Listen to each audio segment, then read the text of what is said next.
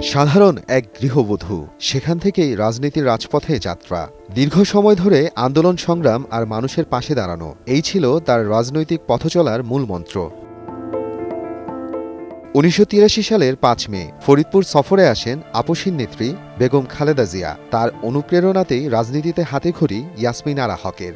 সেই থেকে জাতীয়তাবাদী আদর্শকে বুকে নিয়ে এগিয়ে চলছেন তিনি। ১৯৯৬ সালে শুরু হয় ফরিদপুর জেলা মহিলা দলের যাত্রা।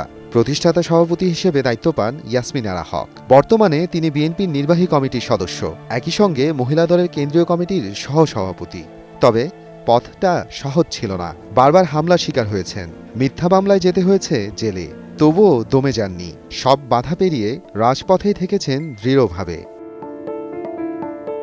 ১/১১ আন্দোলন, সেখানেও ছিলেন সামনের সারিতে। ২০১৭ সালে তার রপ্তানিমুখী ইন্ডাস্ট্রিতে আগুন দেয়া হয়। ২০১০ সালে বন্ধ করে দেওয়া হয় আরেকটি প্রতিষ্ঠান। ১৯৮৯ এবং ১৯৯৬ সালে তার বাড়িতে বোমা হামলা। ২০১৮ সালে ঢাকার বাসায় আক্রমণ, একটার পর একটা আঘাত। তবুও থামেননি। ২০১৭ সালে আন্দোলনে গিয়ে গুরুতর আহত হন। মেরুদণ্ড ও পায়ের হাড় ভেঙে যায়, কিন্তু অসুস্থ শরীর নিয়েও রাজপথ ছাড়েননি। স্বৈরাচার পতনের আন্দোলনে থেকেছেন সক্রিয়। সংরক্ষিত নারী আসনের সংসদ সদস্য হিসেবেও দায়িত্ব পালন করেছেন তিনি, কিন্তু ক্ষমতা তাকে বদলে দেয়নি, বরং আরও কাছে নিয়ে গেছে মানুষের। সংসদ ভবনের করিডোর হোক বা গ্রামের দুর্গম পথ, সবখানেই ছিল তার পদচারণা। সাধারণ মানুষের কাছে তিনি শুধু নেত্রী নন, একজন অভিভাবক। তার সাফল্য কামনা করছি এবং তিনি পুনরায় ২ বার এমপি ছিলেন সংরক্ষিত। আমরা দেশনেতা নবনিযুক্ত প্রধানমন্ত্রী তারেক রহমানের কাছে আকুল আবেদন জানাবো যেন তিনি পুনরায় তাকে জন্য আবার সংরক্ষিত মহিলা আসনে দায়িত্ব দেওয়া হয়। ইয়াসমিন আরা হক, যিনি এই দলের জন্য অনেক ত্যাগ করেছেন, অনেক নির্যাতিত হয়েছেন এবং জেল জুলুমও খেটেছেন, তো তাকে আমরা এই ফরিদপুর থেকে সংরক্ষিত আসনে এমপি হিসাবে দেখতে চাই। এই মহিলাকে এবং ইয়াসমিন আরা হককে ফরিদপুরের সংরক্ষিত মহিলা আসনে আমরা এমপি হিসাবে তাকে দেখতে চাই।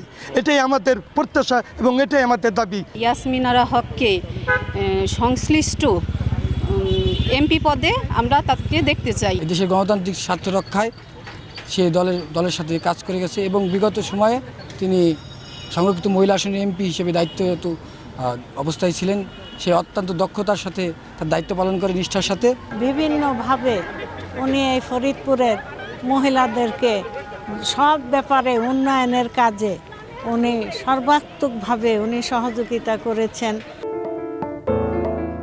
পরিবারের গণ্ডি পেরিয়ে ইয়াসমিন আরা হক এখন তৃণমূলের প্রিয় মুখ।